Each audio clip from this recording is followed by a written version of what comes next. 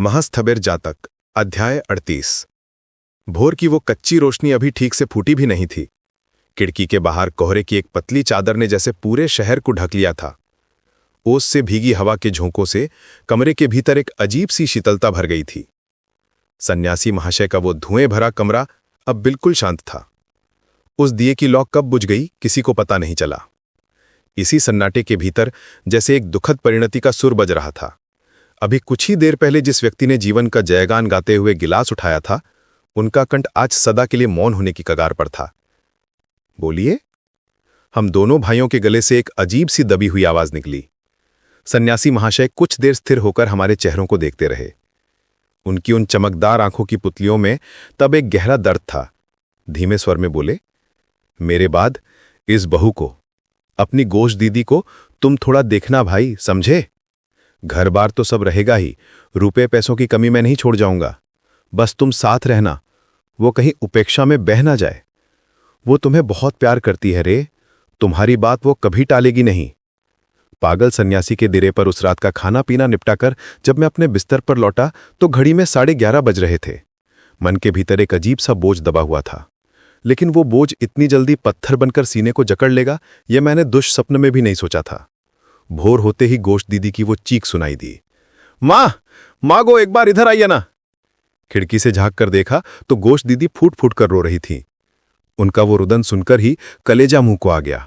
भर्राए गले से वे बस इतना ही कह पाईं, बाबा मर गए राम भाई। हमने उसी वक्त खिड़की फानकर उस घर में प्रवेश किया। सन्यासी महाशय के उस कमरे में जाकर देखा, वे चित लेटे हुए थे, सीने पर दोनों हाथ जुड़े हुए, मुंह थोड़ा सा खुला हुआ।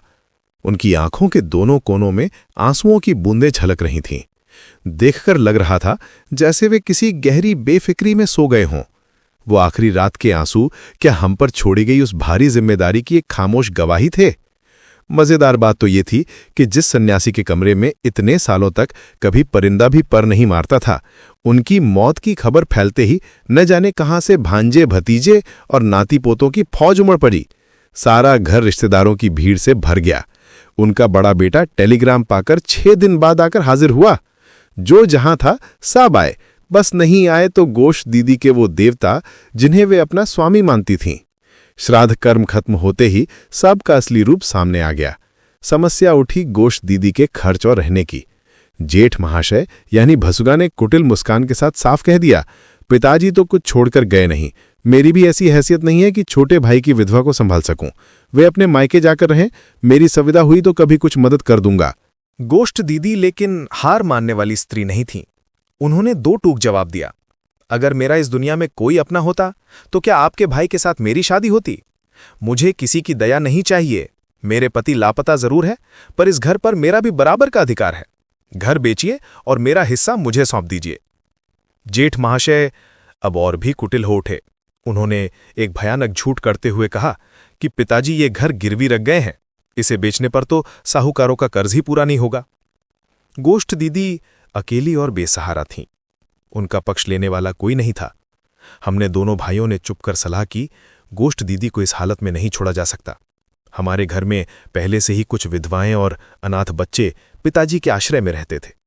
उनके प्रति पिताजी की ममता अगाध थी, यहां तक कि कभी कभी मां को भी इस बात को लेकर परेशानी झेलनी पड़ती थी। इसलिए तय हुआ कि यह प्रस्ताव सीधे पिताजी के सामने ही रखा जाएगा। पिताजी के उस कठोर अनुशासन के पीछे छिपी हुई जो थोड़ी सी करुणा बची हुई थी, आज उसे ही संबल बनाकर हमने एक नया संकल्प लिया। शाम का धुंधलका कमरे के कोनों में जम सा गया था।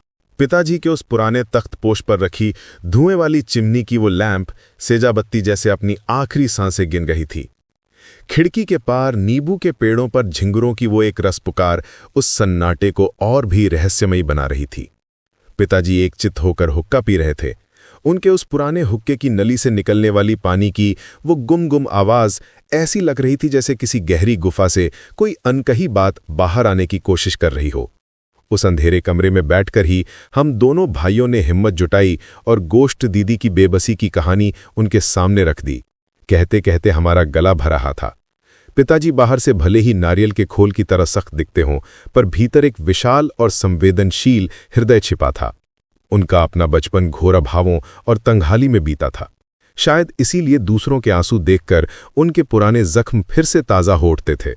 हमारे मुंह से गोश्त दीदी की लाचारी और उस अपमान की बात सुनकर उनकी आंखें छलछलाईं।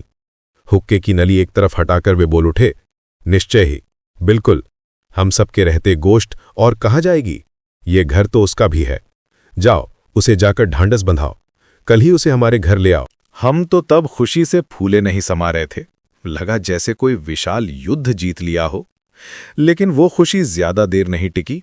कमरे से निकलने से पहले ही पिताजी ने हमें रोक लिया। थोड़ा हिचकिचाते हुए बोले, ठहरो, आज अभी उसे कुछ मत कहना, तुम्हारी माँ से एक बार मशविरा कर लेना जरूरी है। उसी पल हमारे सीने के भीतर धुकधुकी शुरू हो गई। रात के वक्त जब पिताजी ने माँ के सामने गोश्त दीदी को घर लाने का प्रस्ताव रखा तो माँ ने बिल्कुल रुद्र रूप धारण कर लिया। वे आग बबूला होकर बोली, क्या तुम्हारी भाग्य में कभी अकल आएगी भी या नहीं? किस समझ से तुम ऐसी आफत घर में लाना चाहते हो? माँ जानती थीं कि गोश्त दीदी का पति एक घोर शराबी और चरित्रहीन व्यक्ति था। माँ ने सीधे सीधे पिताजी को चेतावनी दे दी, आज गोश्त को लाओगे, कल उसका वो शराबी पति आकर यहां डेरा जमा लेगा। हमारे शांत घर में गांजे और शराब की महफिलें जमने लगेंगी। ये मैं जीते जी नहीं होने दूंगी। शराब का नाम सुनते ही पिताजी जैसे बिल्कुल सहम गए। उनके वे महान आदर्श और दया मां के ठोस तर्कों के सामने तिनके की तरह उड़ गए। पिताजी बुदबुदाते हुए बस इतना बोले, ना ना, वो बात तो मेरे दिमाग में आई ही नहीं थी। तुम ठीक ही कह रही हो, ना ना ना। हमारी सारी उम्मीदों पर पानी फेरते हुए मां ने वहीं यवनिका यानी पर्दा गिरा दिया। उधर गोश्त दीदी की हालत उस वक्त बेहद दयनीय थी। जेठ महाशय ने घर बेच दिया और उनके हाथ में नाम मात्र के 500 रुपए थमाकर विदा हो गए। साफ कह दिया कि लेनदारों का कर्जा चुकाने के बाद बस इतना ही बचा है। 1 महीने की मोहलत देकर वो मंगलवार के स्टीमर से अपने रास्ते निकल पड़े। गोश्त दीदी तब पूरी तरह दिशाहीन थीं। उस रात उन्होंने हमारा हाथ पकड़कर बस इतना कहा, भाई रे, जैसे भी हो मेरे लिए बस एक सिर छिपाने की जगह ढूंढ दे। उसी दौरान कलकत्ता शहर में एक अजीबोगरीब वाकया शुरू हुआ था। बिना घोड़ों वाली गाड़ी यानी इलेक्ट्रिक ट्राम चलनी शुरू हुई थी। कॉर्नवॉलिस स्ट्रीट के दोनों ओर लोगों का हुजूम उमड़ता था, सिर्फ उस अजूबे तिरंगे प्रकाश की झलक देखने के लिए। ट्रॉली के पहियों के घर्षण से अंधेरे में जब बिजली की चिंगारियां छिटकती थीं तो लगता था जैसे राजमार्ग पर आतिशबाजी हो रही हो। हम भी उसी आकर्षण में रोज रात को पढ़ाई खत्म करने के बाद 10 मिनट की छुट्टी लेकर 1.5 घंटे तक वो ट्रामबाजी देखने में बिता देते थे। ऐसी ही एक चमक दमक भरी रात को हम तमाशा देखकर घर लौट रहे थे कि अचानक देखा सड़क के मोड़ पर एक भीड़ जटला जमा है। बीच में 7-8 साल की एक छोटी सी बच्ची फूट फूट कर रो रही थी। उसकी उस करुण मागो मासीगो की चीखों से आसपास की हवा भारी हो उठी थी। भीड़ में मौजूद लोग उससे तरह तरह के सवाल पूछकर उसे परेशान कर रहे थे, लेकिन बच्ची का आतंक उससे और भी बढ़ता जा रहा था। जैसे ही मैं थोड़ा और करीब पहुंचा, मेरा दिल दहल गया।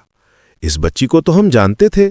स्कूल के रास्ते में रोज एक गली के मुहाने पर हम इसे धूल मिट्टी से खेलते हुए देखते थे।